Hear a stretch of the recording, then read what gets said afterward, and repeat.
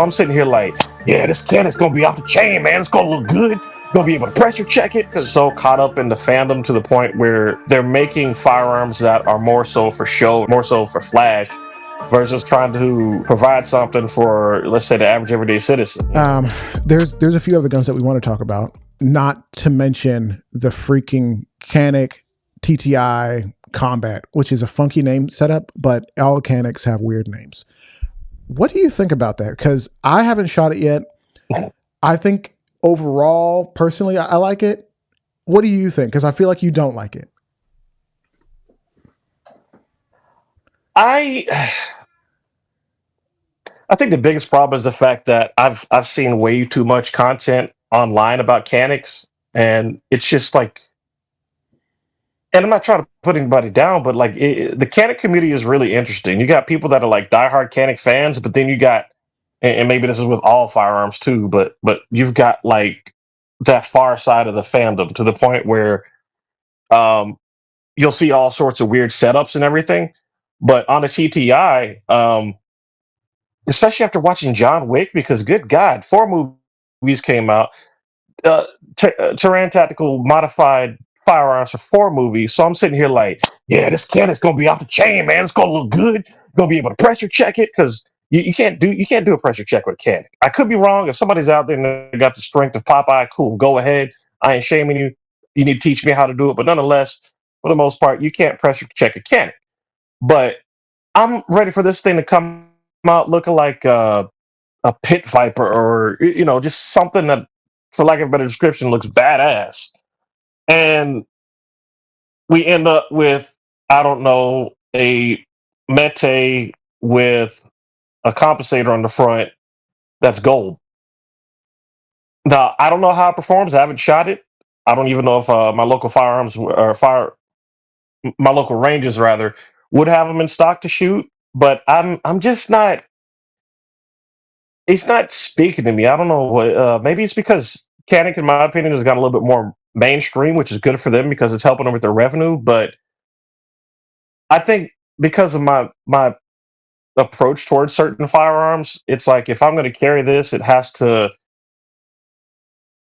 I don't want it to be too flashy, and I think the way that the firearm is put together, it's a little too flashy. You know, the Pit Viper, it had that nice kind of burnt bronze color to it.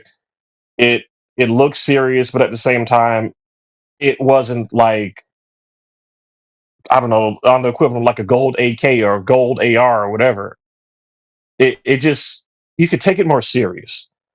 And to go back to the whole fandom thing with Canik, I think my main worry is that they'll get so caught up in the fandom to the point where they're making firearms that are more so for show and more so for flash versus like trying to provide something for, let's say, the average everyday citizen. Because I just it just it's too flashy for me, man. Long story short, it's too flashy. I guess my perspective, especially as far as any weapon goes, is kind of like um,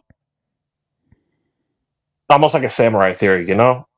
It's Mm-hmm. like if this thing is going to protect my life, I need to make sure that there's no issues with it. I need to make sure that the average person won't know that I'll have it, and if anything, it has to become a part of me on a consistently daily basis, other than work.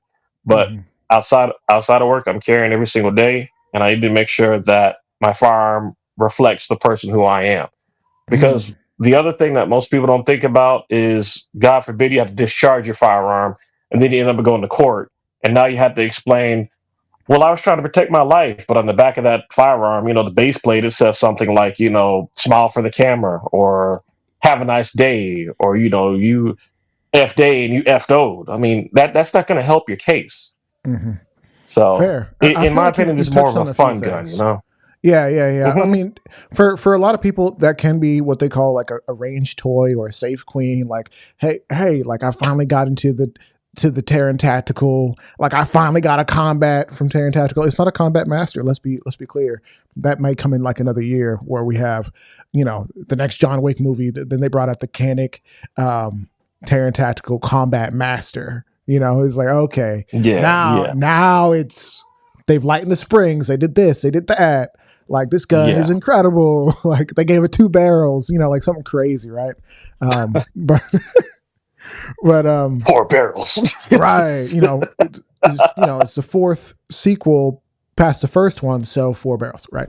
I'm We making call it stuff the up. hog leg. The hog, chill, dog. So I'm actually going to teach you, since we're here, I'm going to teach you how to press check any gun with the right equipment. It's possible, but before I do that, I do want to just address something that you said before people lose their mind. Maybe I should let them, but you didn't say it's not for anybody. You just said it's not for you.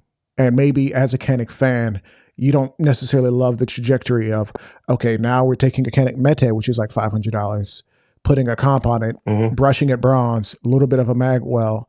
And now we go from the Canik Rival original, which is $650-ish, and now it's $1,000. Versus the Canik Rival steel frame, which has more expensive materials altogether, which is like $1,000. So is the value there? Are we still paying for not Canik, Taran's name on the side of the thing? Is that comp set up? Is it actually really, really good? We've not shot it yet. Somebody once upon a time got mad at me for talking about the gun and not having shot it yet. Who cares, bro? If you don't like it, go watch another video. I've got plenty of videos. You don't even have to watch me.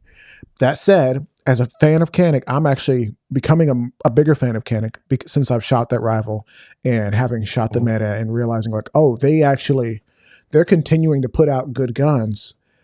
I have thoughts. I have questions. I would love if they would send me one, but my guy at Canik isn't going to send me one yet. Not yet. Maybe in a year. Who knows? So have you tried the MC9? no. It's getting a lot of